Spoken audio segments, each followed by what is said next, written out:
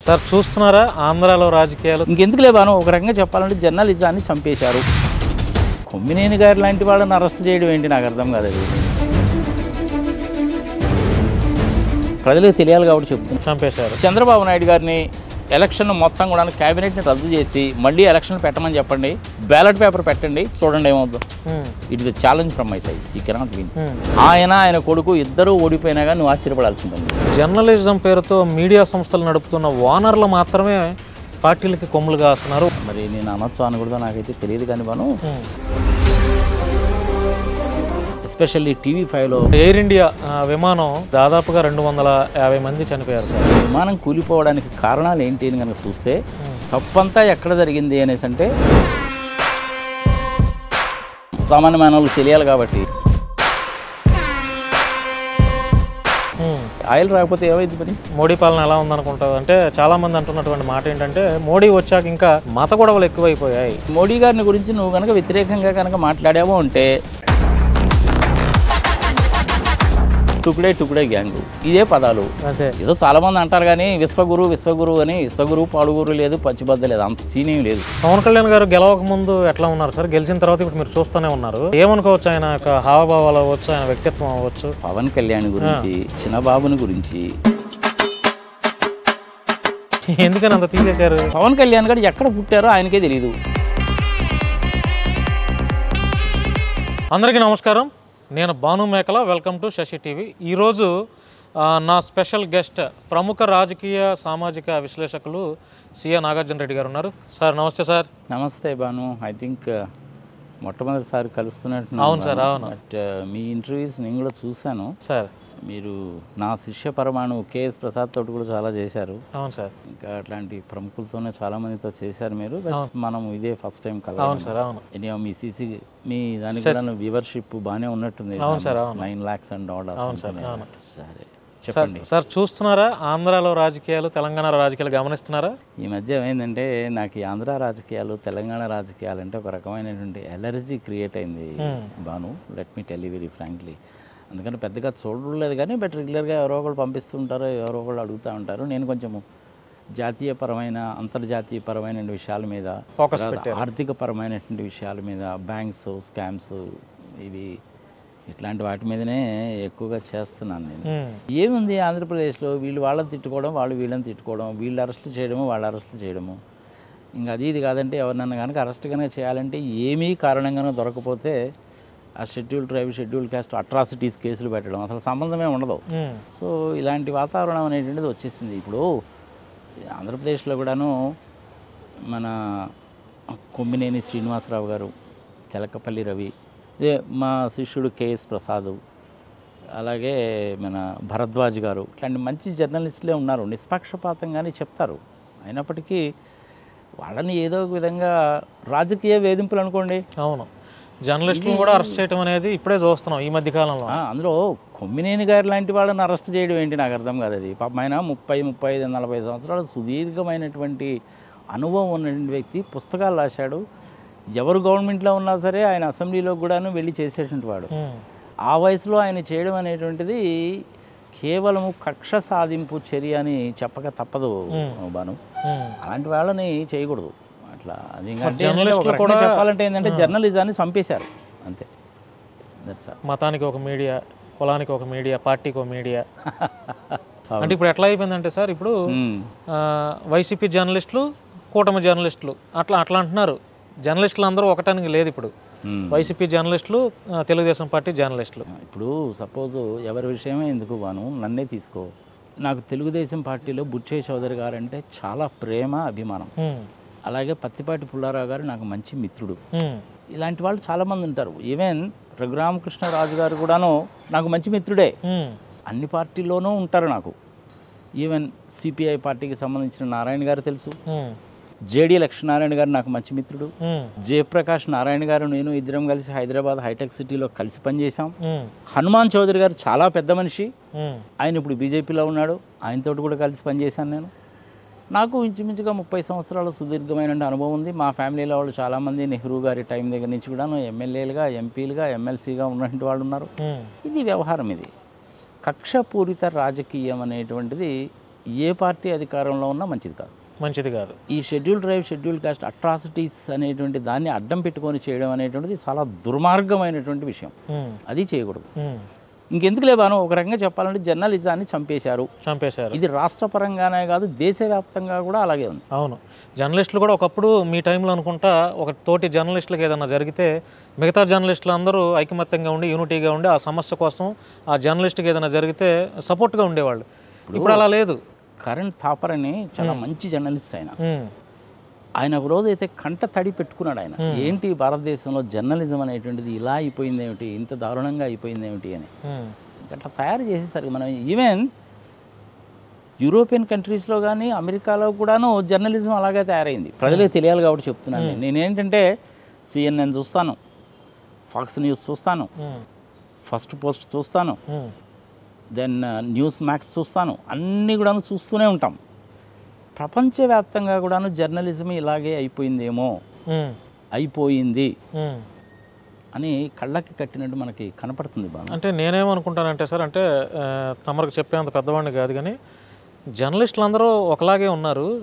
Journalism పేరుతో media సంస్థలు నడుపుతున్న ఓనర్లు మాత్రమే పార్టీలకి కొమ్ములు కాస్తున్నారు. వాళ్ళ వల్ల వీళ్ళు ఇలా అయిపోయారేమో అని నేను అనుకుంటా సార్. అది కరెక్టే.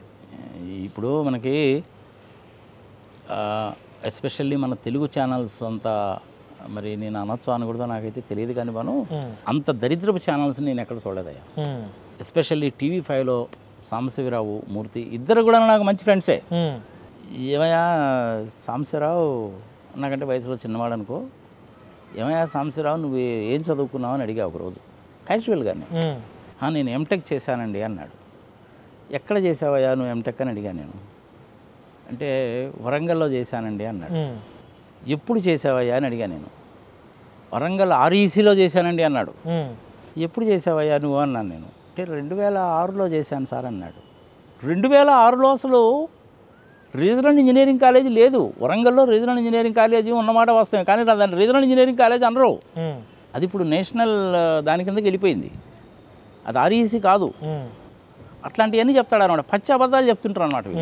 ఆయన ఎవరినో అరెస్ట్ అయిపోయాడు, పొద్దున అయిపోయాడు, మధ్యాహ్నం అయిపోయాడు, సాయంత్రం అయిపోయాడు, నానా గందరగోళం చేశారు. అది అయింది లేదు, చచ్చింది లేదు. వీటన్నిటికంటే కొమ్మినేని గారిని అరెస్ట్ చేయడం అనేటువంటిది దుర్మార్గమైనటువంటి చర్య, విషపూరితమైనటువంటి చర్య. అది ఆ వయసులో ఆయనకి 70 ఏళ్ళు పైగా పాపం హార్ట్ ఆపరేషన్ అయింది. సంగతి సమాచారం నిలుపుగా నిదానంగా ఉంటాడు. ఎవరన్నా టీవీ ఛానల్స్లో రెచ్చిపోయి మాట్లాడినా కానీ లేదండి మీరు ఆ విధంగా అనకూడదని చెప్పి ఖచ్చితంగా ఖండిస్తాడు. ఆ విధంగా ఖండిస్తున్నాడు అనే ఆయన NTVలో నుంచి తొలగించారు. పాపం కెనడా వెళ్ళాడు. కెనడా నుంచి వచ్చే లోపల ఆయన సీటు లాగేసుకున్నారు. ఇక అప్పుడు వచ్చి సాక్షిలో జాయిన్ అయ్యాడు. నేను కూడాను ఆయన డిబేట్స్ అవి చూస్తుంటాను, అటెండ్ అవుతుంటాను. ఇక ఇట్లా జరుగుతూ ఉంటుంది. ఇప్పుడు తెలుగుదేశంలో పార్టీలో బుచ్చే చౌదరి గారు ఉన్నారు. నాకు మంచి మిత్రుడు, వయసులో పెద్దవారు, చాలా చక్కగా మర్యాదగా మాట్లాడతాడు. చంద్రబాబు నాయుడు కంటే కూడాను ముందు తెలుగుదేశం పార్టీలో ఉన్న వ్యక్తి ఆయన. జెండా భుజాన వేసుకొని సైకిల్ మీద తిరిగిన వ్యక్తి. స్టార్టింగ్ నుంచి ఉన్నారు ఆయన. కరోనా పీరియడ్లో కూడాను ఆయన ఫ్యామిలీ వాళ్ళు పిల్లలిద్దరు కూడాను అమెరికాలో సెటిల్ అయ్యారు. అయినప్పటికీ కూడాను లేదులే మనం చేయాల్సిందేలే, ఇంకా ఇది నా జీవితంలో శేషభాగంలో నేను చేయకపోతే ఎట్లా ఇన్నాళ్ళు అని చెప్పి వాళ్ళ పిల్లలు చెప్పినా కానీ వినకుండా కరోనా టైంలో కూడా చేశాడు ఆయన. అలాంటి ఆయనకి మంత్రి పదవి ఇవ్వడము న్యాయమా ధర్మమా ప్రజలు విజ్ఞతకు వదిలేద్దాం. మంత్రి పదవి ఇవ్వకపోయినా కానీ కనీసం టెంపరీగా ఏదో ప్రోటోకాల్ స్పీకర్గా పెట్టారు ఆయన్ని. అది పర్మనెంట్గా ఉంటాడేమో, స్పీకర్గా ఉంటాడేమో, చాలా బాగుంటుంది అనుకున్నాను నేను. ఆయన తీసి పక్కన పెట్టేశాడు చంద్రబాబు నాయుడు గారు. చంద్రబాబు నాయుడు గారు అలిగినట్టున్నాడుగా చాలా కాలం. బుచ్చే చౌదరి గారు కూడా అలిగినట్టున్నాడుగా చాలా కాలం. అంటే ఈ అలకలు ఇలకలు అన్నీ ఉంటాయి, మళ్ళీ పిలుస్తుంటారు, ఉంటుంది. కానీ నిష్పక్షపాతమైనటువంటి మనిషి, అలాంటి వ్యక్తి ఆ స్థానంలో ఉండాలి. ఆయన్ని అలాగే చేశారు. కోడెల శివప్రసాద్ అయితే కేవలం ఈయన మూలకంగా ఆత్మహత్య చేసుకున్నాడు. కోడెల శివప్రసాద్ గారు కూడా మా ఫ్యామిలీకి మంచి మిత్రుడు, మాకు కూడాను. ఇప్పుడు అట్లనే వల్లభనేని వంశీ ఉన్నాడు. ఏమన్నా బాగున్నారని ఎప్పుడైనా ఫోన్ చేస్తాడు. పాపం ఇప్పుడు ఆయన ఏదో అరెస్ట్ చేసి పెట్టినట్టు. అవునండి, ఇది విద్వేషపూర్వమైనటువంటి చర్యలు. ఇవి నిజంగా వాళ్ళు ఏదైనా కనుక తప్పు చేసి ఉంటే దాని మీద తీసుకెళ్ళి అరెస్ట్ చేయడము, జైల్లో పెట్టడం. ఒక్కసారి అయితే ఏంటంటే అరెస్ట్ నోటీస్ కూడా ఇయ్యరు.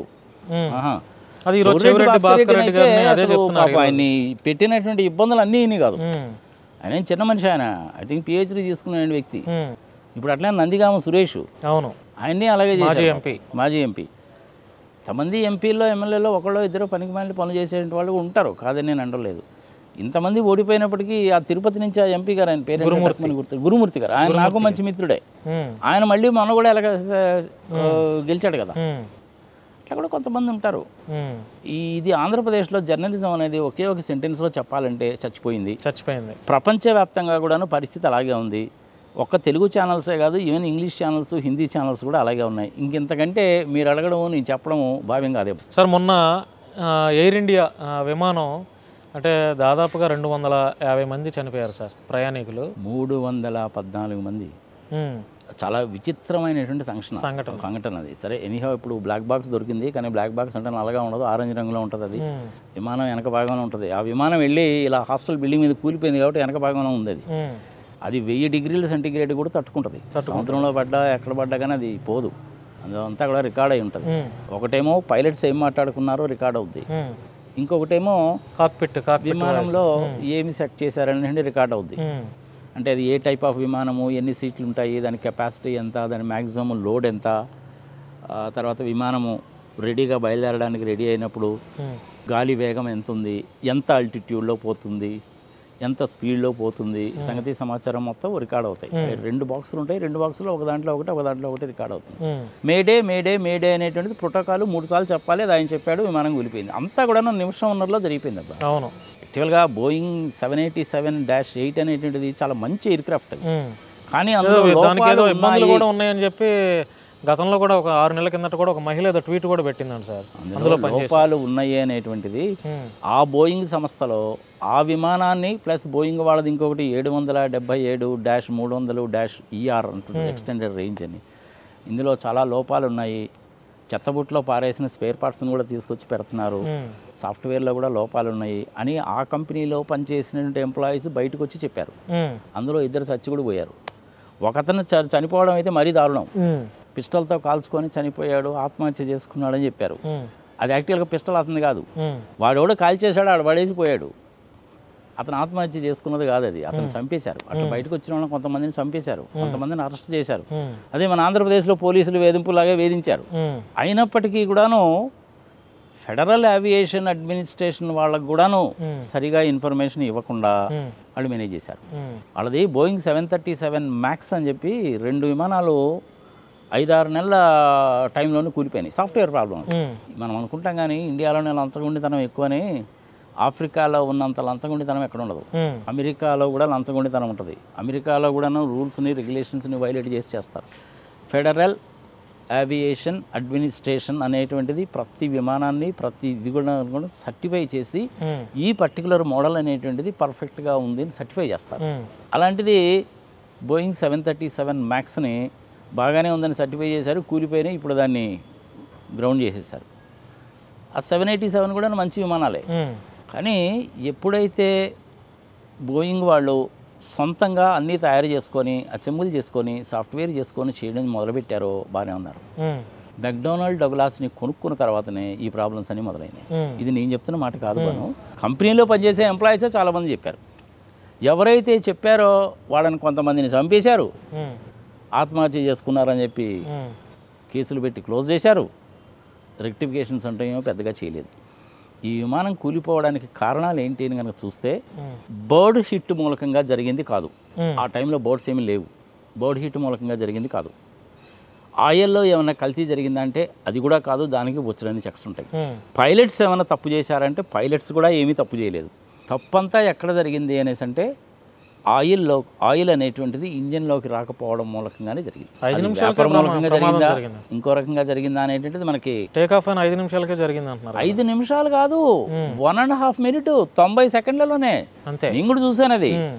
ఆ విమానం అనేటువంటిది రావాల్సినటువంటి స్పీడ్లోనే వచ్చింది. 174 knots సంథింగ్ లేదట. 1 knot అంటే మనం సామాన్య మానవులకు తెలియాలి కాబట్టి బాను, 1 knot అంటే 1.852 కిలోమీటర్లు. 174 knots అంటే 300 కిలోమీటర్ల స్పీడ్కి కనుక రీచ్ అయితే అప్పుడు మాత్రమే నువ్వు టేకాఫ్ చేయగలవు. 35,000 అడుగుల ఎత్తుకు పోయిందాక కంట్రోల్లో ఉంటుంది, తర్వాత స్టెబిలైజ్ అయిపోతుంది. అది ఎట్లా పోతుందంటే ఇలా వెళ్తుంది, తర్వాత కొంత దూరం ఎట్లా పోతుంది, మళ్ళీ ఇట్లా పోతుంది. ఇవన్నీ నార్మల్ థింగ్స్ అయ్యి. 2 ఇంజన్లు ఫెయిల్ కావడం అనేటువంటిది ఎప్పుడూ జరగదు. కానీ 2 ఇంజన్లు ఫెయిల్ ఎందుకు అయ్యాయి అంటే ఆయిల్ రాకపోతే ఏమైంది మరి?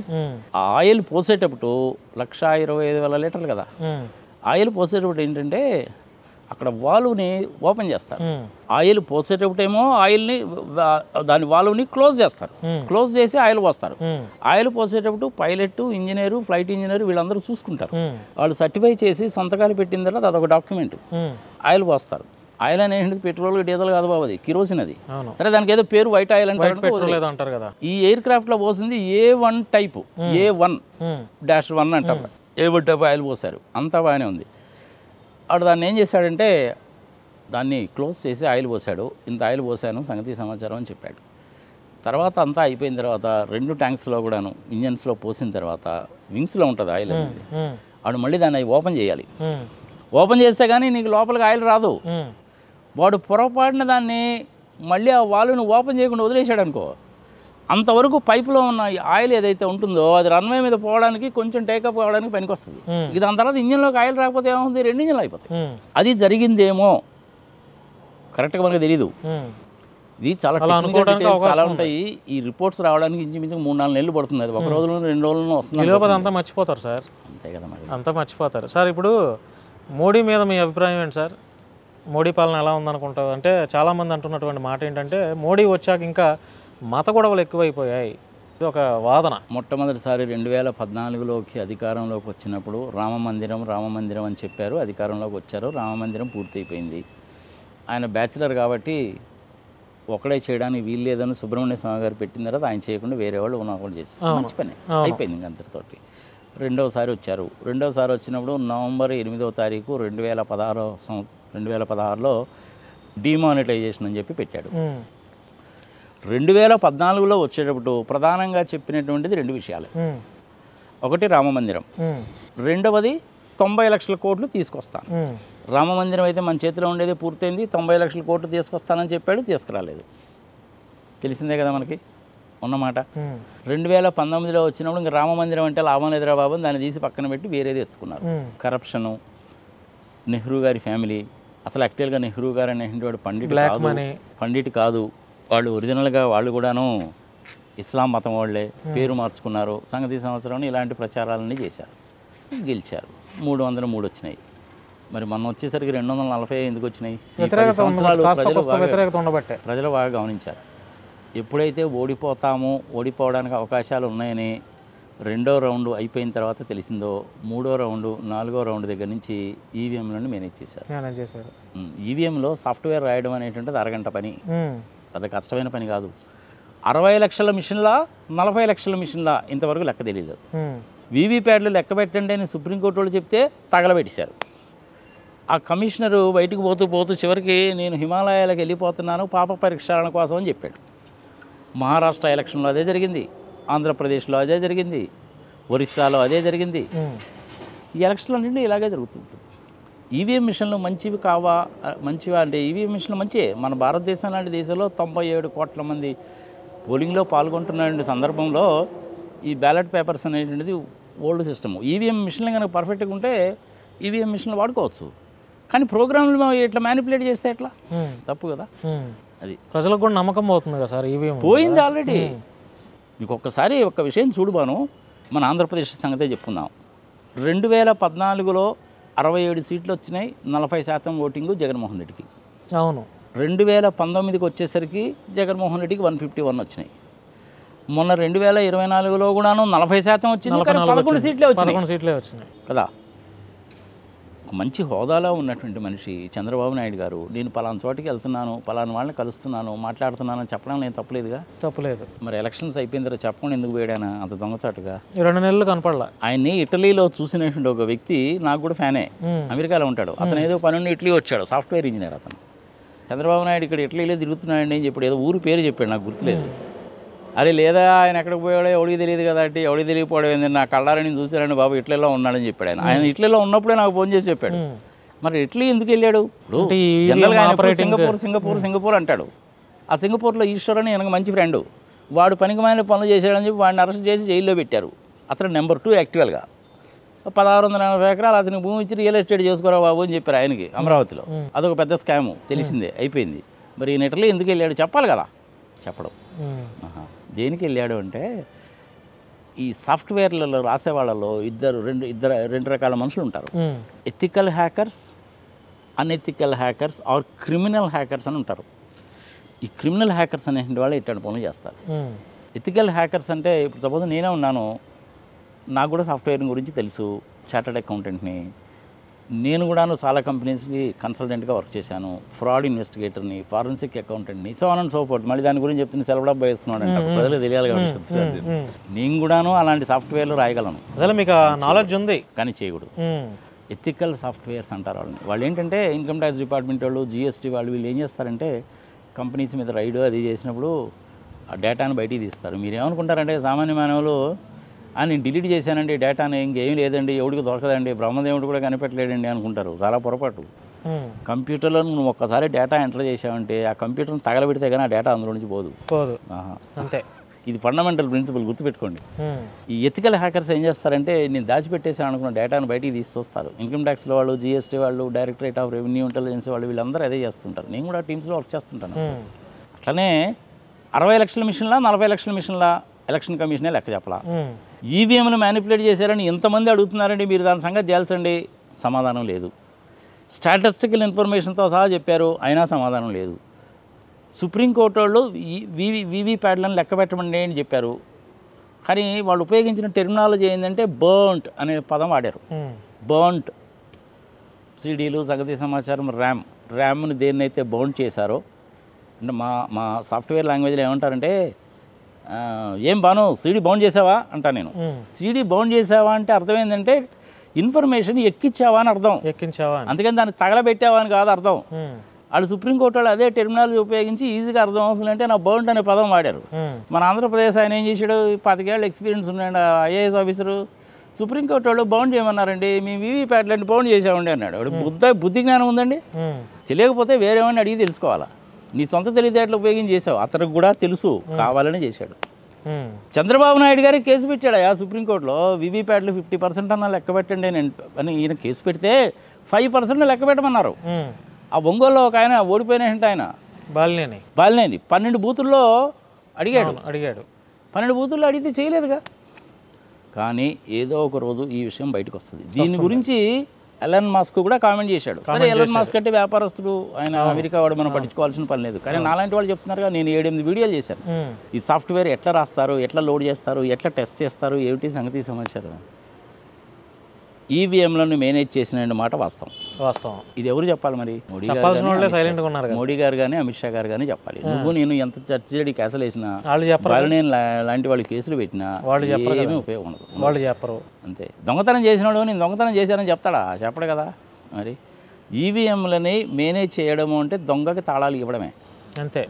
ఇంకా అసలు డెమోక్రసీ ఎందుకు, ఓటింగ్ ఎందుకు? నెక్స్ట్ ఎన్నికలకైనా ఈవీఎంలు లేకుండా వీవీప్యాట్స్ అన్న జరుగుతాయి అంటారా? లేకపోతే మళ్ళీ ప్రోగ్రామ్స్ కనుక పర్ఫెక్ట్గా కనుక ఉంటే ఈవీఎంలు బెస్టే, లేకపోతే బ్యాలెట్ పేపర్లో పెట్టుకోవచ్చు.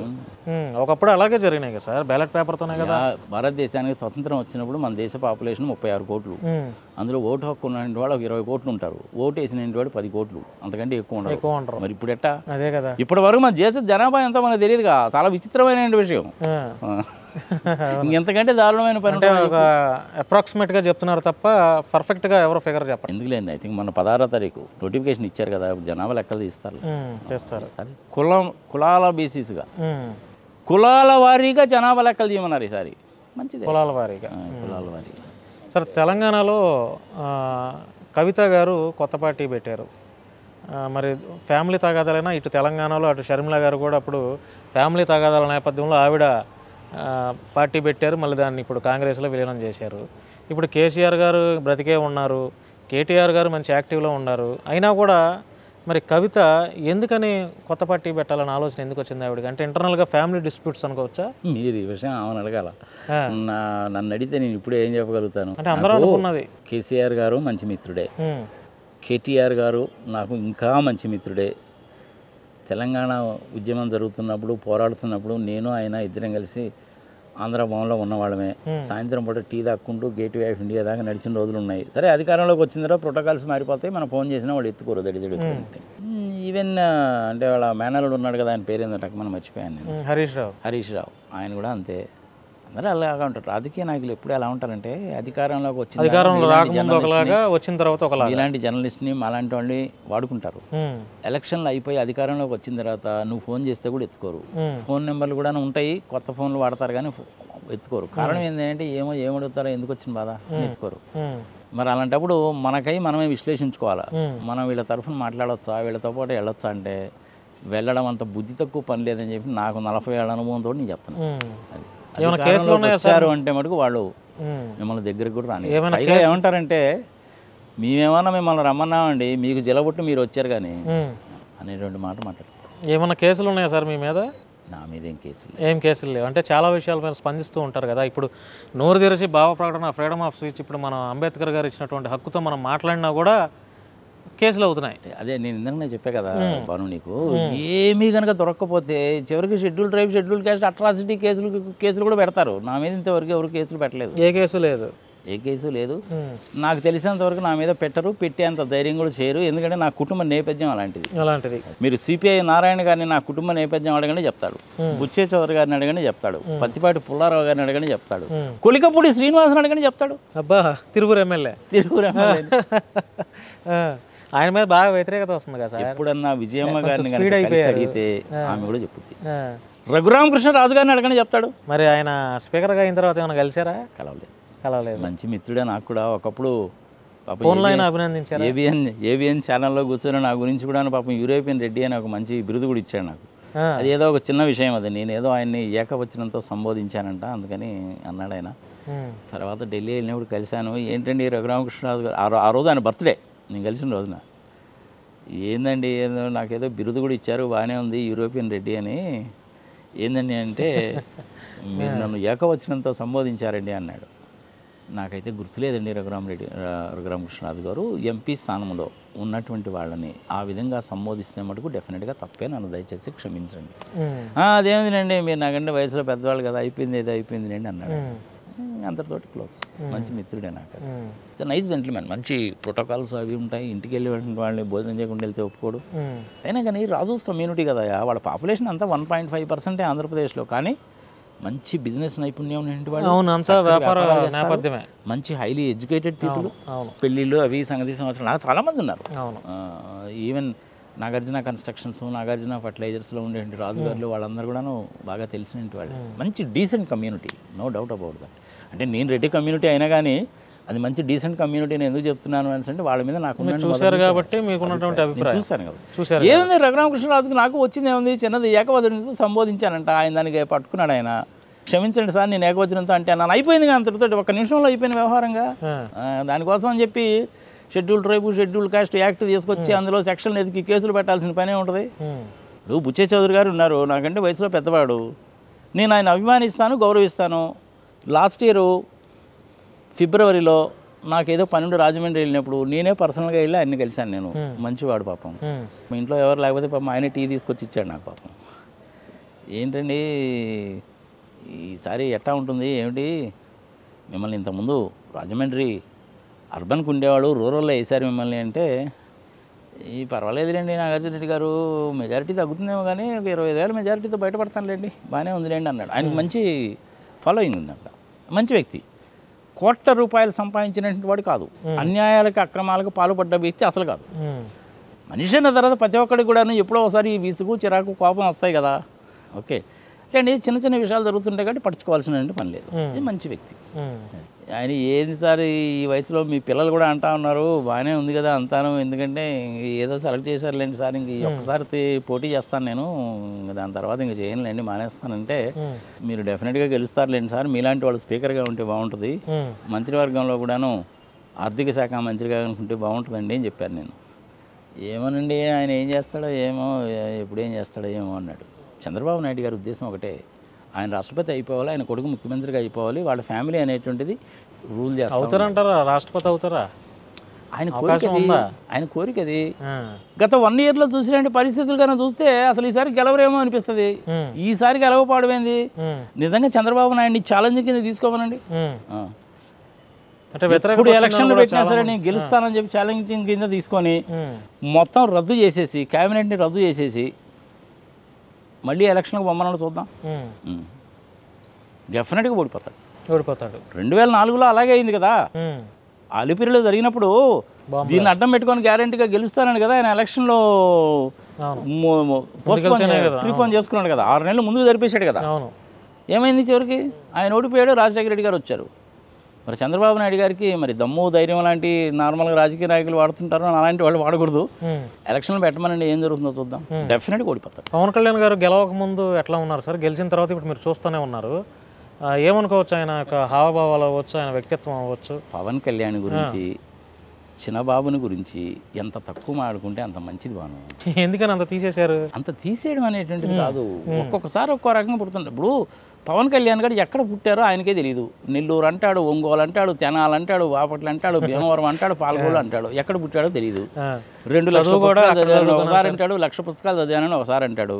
మధ్యలోనేమో చిగవేరా అంటాడు. చిగవేరాతో ఆయన కంపారిజన్ ఏందో నాకు అర్థం కాదు. చిగవేరా అనేటువంటి డాక్టర్, గొప్ప సిద్ధాంతవేత్త, ఆయనతోటి ఈయన కంపేర్ చేసుకుంటే ఎట్లా చెప్పు?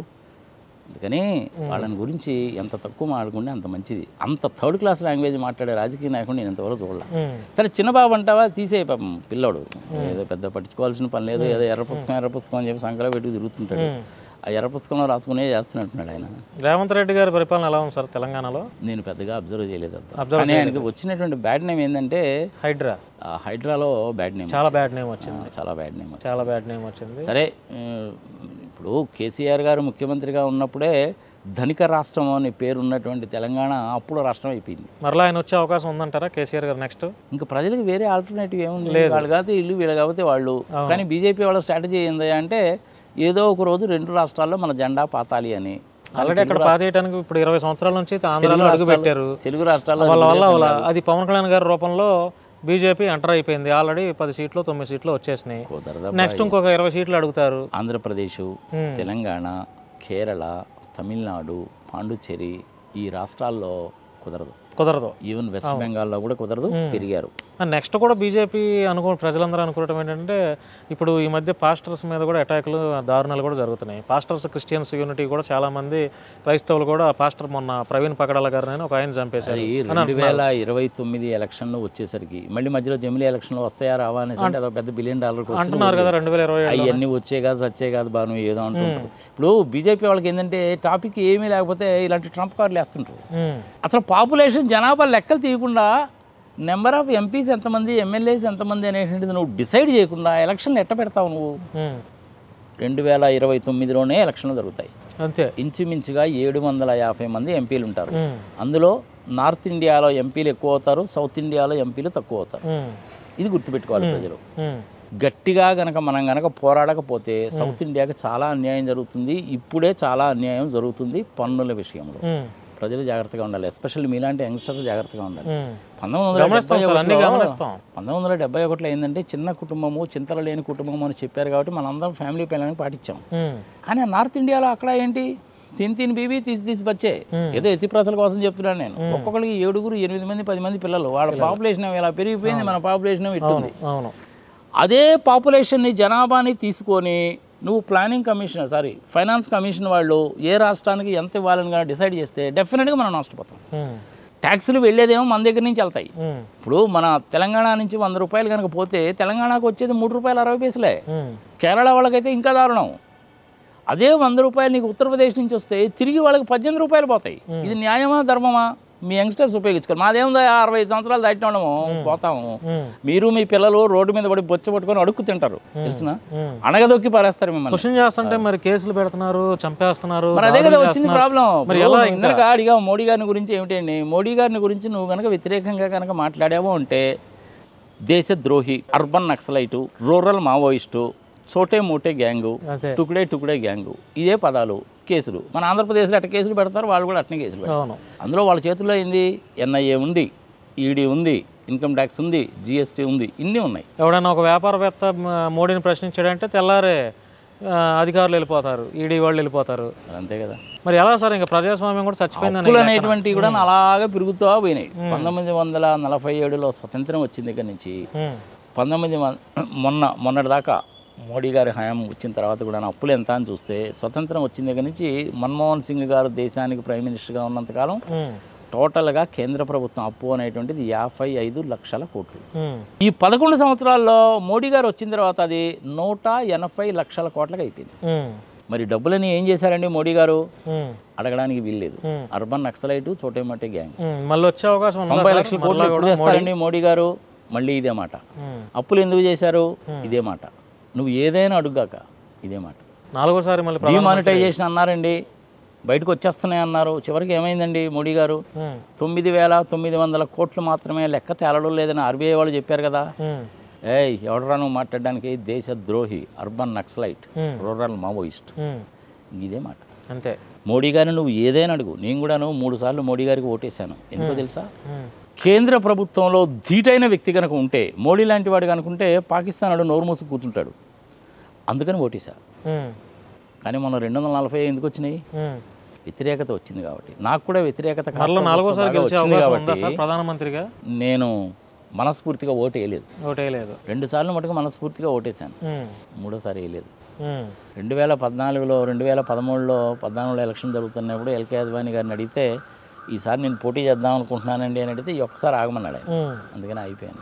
మొత్తం రెడీ అయ్యి కూడా అయిపోయాను. మంచి వ్యక్తి ఆయన ఎల్కే అద్వానీ గారు. భారతదేశానికి రాష్ట్రపతి కావాల్సినాడు. నీకు 70 సంవత్సరాల వయసు స్టార్టింగ్ లో ఆయనే కదా. ఆయన వాజ్పేయి గారు వాళ్ళే నిలబెట్టింది. ఎల్కే అద్వానీ గారు రథయాత్ర చేస్తున్నప్పుడు మోడీ గారి పరిస్థితి ఏంది? కింద నిలబడి టీ అందించినాడు. చాయ్ వాళ్ళ కదా.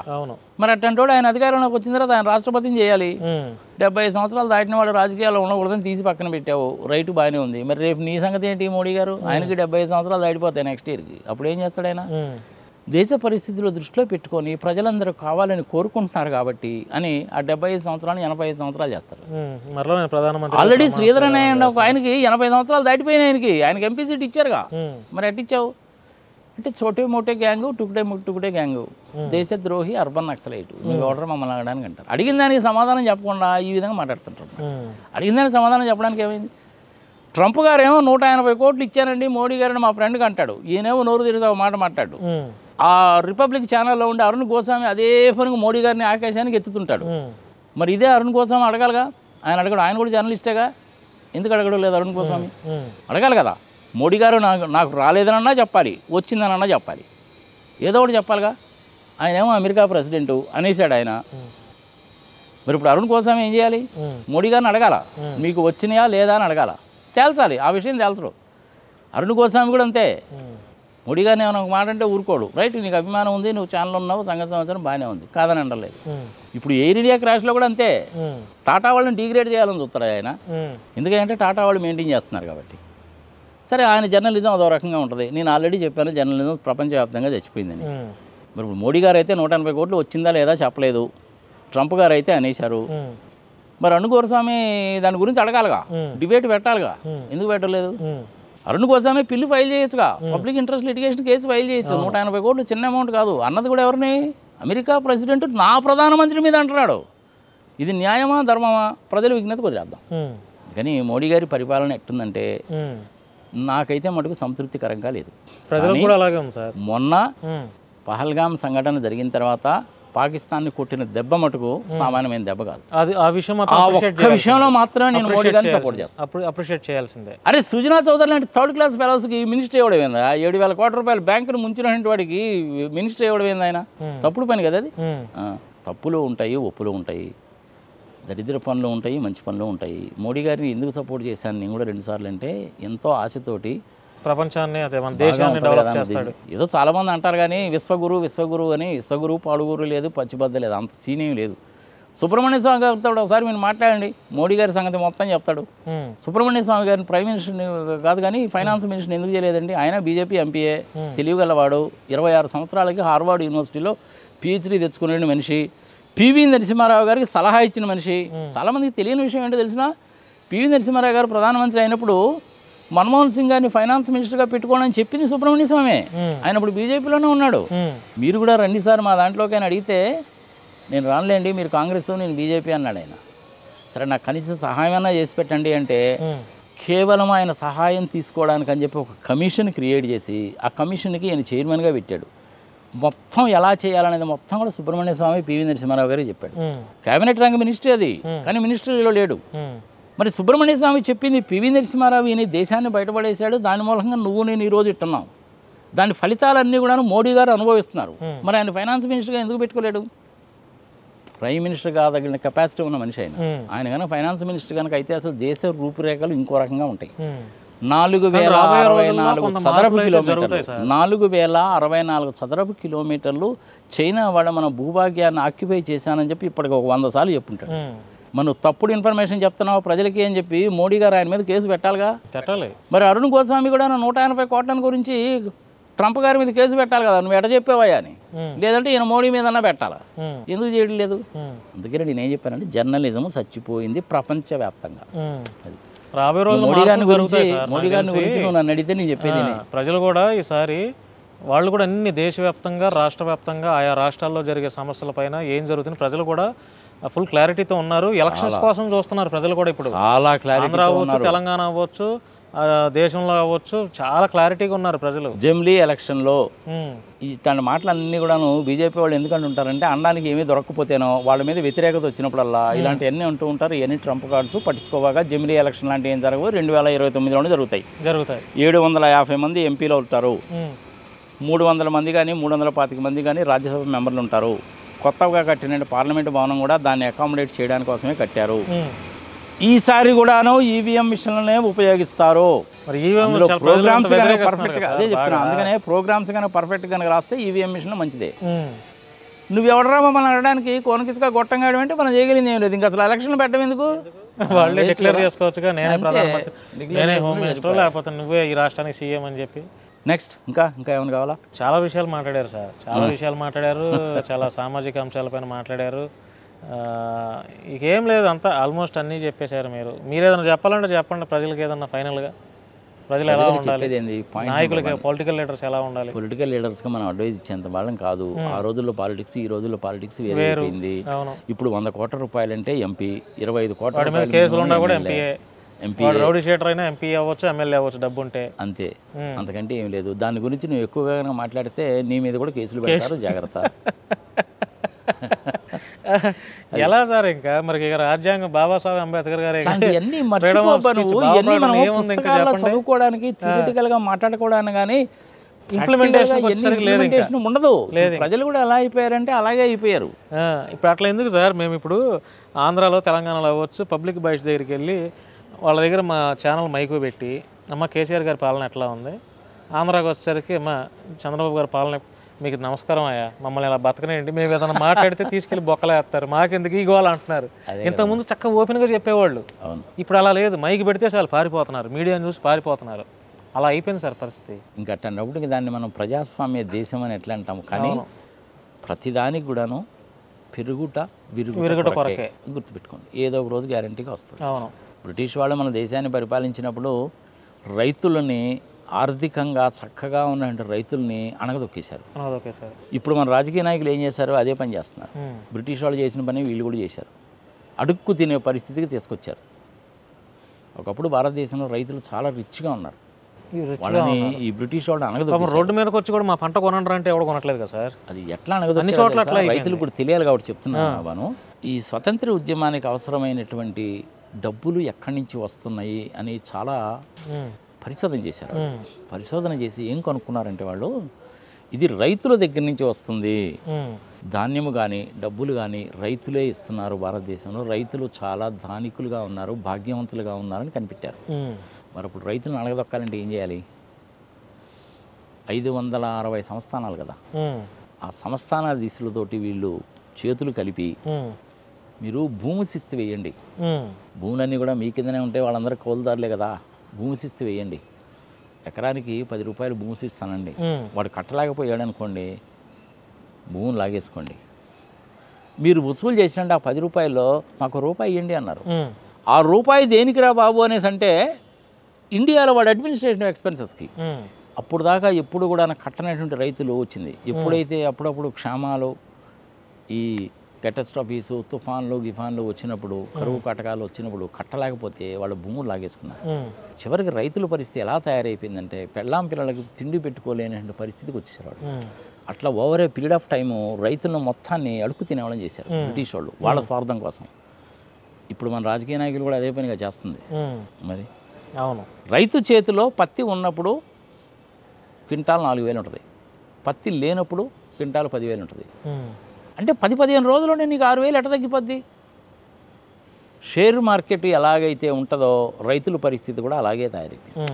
అందుకని వాళ్ళు రైతులు మేము నష్టపోతున్నామని నేను ఆత్మహత్యలు చేసుకుంటా, ఇదిగో 15,000 తీసుకో, 6,000 తీసుకో, 15,000 నీకు 15,000 నీకు 15,000 నీకు 15,000 నీకు 15,000. మొన్న వేసారు కదా సార్ తల్లికి వందనం, గిట్టనే ఉంటుంది. రైతులు అనేటువంటి వాడు దేశంలో సుభిక్షంగా ఉండాలంటే కనీసం 2 పంటలకి నీళ్ళు ఇవ్వండి, దేశంలో ఉన్న నదులన్నింటినీ కలపండి. 12 కోట్ల ఎకరాల భూమిని మనం ఇంకా భారతదేశంలో సాగులోకి తీసుకురావచ్చు. రైతులకి సరసమైనటువంటి ధర ఇవ్వండి.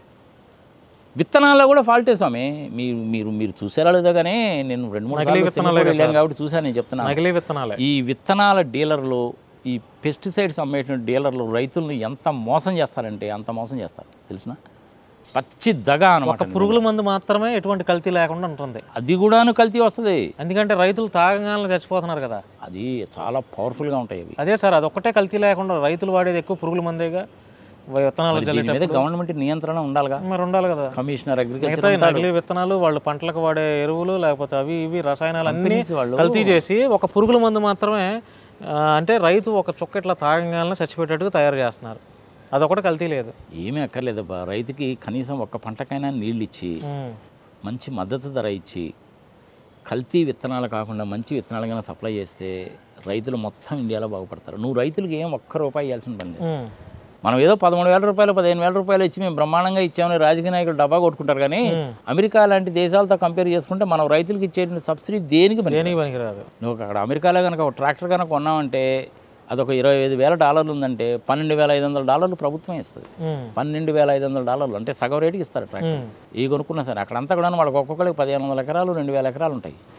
అమెరికాలో రైతులు సుఖంగా ఎందుకుంటారు? ఒక అమెరికాలో ఉన్నట్టు ఒక రైతు ఇల్లు కనుక చూస్తే నువ్వు కళ్ళు తిరిగి కింద పడతావు. 1-2 ఆల్సేషన్ డాగ్స్ ఉంటాయి, జర్మన్ షెపర్డ్స్, వాడికి 1-2 కార్లు ఉంటాయి, మెర్సిడీస్ బెంజ్, వోక్స్ వ్యాగన్ లాంటి కార్లు ఉంటాయి, ఎయిర్ కండిషన్ హౌస్ ఉంటుంది వాడికి, ఆ ఫామ్లోనే వాడికి ఇల్లు ఉంటుంది, వాడికి హెలికాప్టర్ ఉంటుంది, ఫుల్ ఎక్విప్మెంట్ ఉంటుంది, అన్నీ ఉంటాయి. వాడు పెట్టుకునే ఎక్విప్మెంట్ గోడౌన్ కనుక చూస్తే మన కళ్ళు తిరుగుతాయి. అదొక పెద్ద బస్ స్టాండ్ ఉన్నట్టు ఉంటుంది అది. మనుషులు తక్కువ కాబట్టి అంతా వాడే చేసుకుంటాడు, వాడే దున్నుకుంటాడు, వాడే మందు కొడతాడు, వాడే హెలికాప్టర్ నడుపుతాడు, వాడే మందు కొడతాడు. కానీ సప్లై చేసిన విత్తనాలు ఏదైనా తేడా వచ్చిందా కంపెనీ వాడు 100 సంవత్సరాలు జైలు శిక్ష వేస్తారు. మరి అదే పని మన ఇండియాలో ఎందుకు చేయరు? నువ్వు రైతుల్ని అడుక్కు తినే వాళ్ళని చేశావు. బ్రిటిష్ వాళ్ళు ఏంది వాళ్ళ స్వార్థం కోసం చేశారు, ఇప్పుడు మీరు కూడా అదే పని చేస్తున్నారు. ఇంకా బ్రిటిష్ వాళ్ళకి మనకి తేడా ఏముంటుంది? మరి వీళ్ళకి సపోర్ట్ ఎవరు చేయాలి? జర్నలిస్టులు చేయాలి. మీరు గట్టిగా మాడితే మీ మీద కేసులు, మేము గట్టిగా మాడితే మా మీద కేసులు. మరి ఇంకెవరు మాట్లాడాలా? తప్పు ఎవరిదయ్యా అంటే రాజకీయ నాయకులదే. ఎంతమంది ఉన్నారు వీళ్ళు? తిప్పి కొడితే ఎమ్మెల్యేలు ఎంపీలు అందరు కలిసి 5,400 మంది కంటే లేరు స్వామి దేశవ్యాప్తంగా. మరి వాళ్ళే గడగడలాడిస్తున్నారు కదా, అధికారాలు ఉంటాయి. అదే చెప్తున్నా, వాళ్ళు గడగడలు ఆడిస్తున్నారు అని మీలాంటి జర్నలిస్టులు ఈ దిక్కుమాలిన పదజాలం ఉపయోగించబట్టే వాళ్ళు మమ్మల్ని ఎవడేం పేకలేడని చెప్పి అనుకుంటున్నారు. I'm sorry to use this word. లేదు సార్, మీరు చెప్పింది వాస్తవం. ఎందుకంటే మేము ఎంత మాట్లాడినా ఇవన్నీ కాదు, కేసులు పెడతాం. నువ్వు చంద్రబాబు నాయుడు గారిని ఎలక్షన్ మొత్తం కూడా క్యాబినెట్ని రద్దు చేసి మళ్ళీ ఎలక్షన్ పెట్టమని చెప్పండి, బ్యాలెట్ పేపర్ పెట్టండి, చూడండి ఏమవుద్దు. It is a challenge from my side. He cannot win. ఆయన కొడుకు ఇద్దరూ ఓడిపోయినా కానీ నువ్వు ఆశ్చర్యపడాల్సిన పని లేదు. చంద్రబాబు నాయుడు గారు పని చేస్తాడా? చంద్రబాబు నాయుడు గారు పని చేస్తాడంటే చేయరు కదా. నువ్వు గట్టిగానే చెప్పి అంటే నీ మీద కేసులు పెడతారు. అవసరమైతే ఉగ్రవాది కేసు లోపలికి 1 సంవత్సరం పాటు జైలుకి వేస్తారు. ఏమైతుందా జైలుకు పోతే? అతనితో పాటు నన్ను లేకపోతే నిన్ను కానీ ఎవరైనా తీసుకెళ్ళి గుంటూరులో పెడతారు. నేను హైదరాబాద్లో ఉన్నాను కూడా హైదరాబాద్ తీసుకెళ్ళాలి, పట్టుకొస్తారు, పైనుంచి కింద సీనియర్ సిటిజన్ ఎక్కడయా బాబు అంటాను. వాళ్ళతో పాటు నేను కూడా ఎక్కుతాను, తీసుకెళ్ళి రాజమండ్రిలో పెడతావు, నాకు ఒక నెంబర్ ఇస్తావు, ఒక డ్రెస్ ఇస్తావు, అందరితో పాటు క్యూలో నిలబెడతావు, నేను భోజనం చేయను, తిండి తిన్ను, ఆరోగ్యం దెబ్బతింటుంది, తీసుకెళ్ళి హాస్పిటల్లో చేర్పిస్తావు. మీలాంటి వాళ్ళు ఇంకొక 100 మంది వస్తారు. అంతే. మనిషి అనేవాడు ఏదో ఒక రోజు చనిపోవాల్సిందే కదా. జాతస్య మరణం ధ్రువమే కదా, ఎవడైనా ఎప్పుడైనా చనిపోవాల్సిందే. అట్లాంటప్పుడు మా ఫ్యామిలీ బ్యాక్గ్రౌండ్ అట్లాంటిదబ్బా. నేను అందుకే చెప్తున్నా, సిపిఐ నారాయణ అడగవా బాబా ఒకసారి నా గురించి చెప్తాడంటుంది. అందుకే బుచ్చే చౌదరి గారిని అడగమంటుంది. అందుకే మరి వాళ్ళిద్దరిని అడుగు చెప్తారు. Thank you sir. చాలా రైట్. అనేక విషయాలపైన చాలా అనర్గళంగా మాట్లాడారు, ఎవరికి భయపడకుండా చెప్పారు. నేను గతంలో కూడా మీరు చాలా చూశాను, చాలా మంచిగా వివరణ ఇస్తారు. కొంత సమయం ఎక్కువ తీసుకున్నా కూడా ప్రజలకు అర్థవంతమయ్యేలాగా మీ వివరణ ఉంటుంది. ఇప్పుడు కూడా నాకు అదే ఎదురైంది. చాలా చక్కగా ఉంది, చాలా చక్కగా వివరించారు. ప్రజలు తెలుసుకోవాలి మరి రాష్ట్రంలో జరిగేవి, దేశాల్లో జరిగే పరిస్థితులని ప్రజలు అర్థం చేసుకుంటే రాబోయే రోజుల్లో ఈ దొంగ పాలకులకి సరైన చెక్ పెడతారని నేనైతే మరి నమ్ముతున్నా. మరి మీలాంటి ఎప్పటికప్పుడు ప్రశ్నించే వాళ్ళు ఉండాలి. ఎన్ని సమస్యలు వచ్చినా, ఎన్ని ఇబ్బందులు వచ్చినా కూడా ఉండాలి. అప్పుడే అరే ఇలా చెప్పేది నిజమే కదా, అరే ఇతను చెప్పేది నిజమే కదా అనే ఫీలింగ్లో అయినా ప్రజలు ఉంటారు, తెలుసుకుంటారు. కానీ ఏమవుతుందంటే మనం అబద్ధం అనేటువంటిది నువ్వు చెప్పులు ఇడిచి ఇంట్లోకి వెళ్ళిపోయే లోపల ఆ ఊరంతా తెలిసిపోతుంది. అదే నిజంగానే తెలియాలంటే టైం పట్టింది. మోడీ గారు చేసినటువంటి మంచి పనులు ఏమిటి అనేటువంటిది, చెడ్డ పనులు ఏమిటి అనేటువంటిది తెలియాలి, టైం పట్టింది. ఏదైనా అంతే.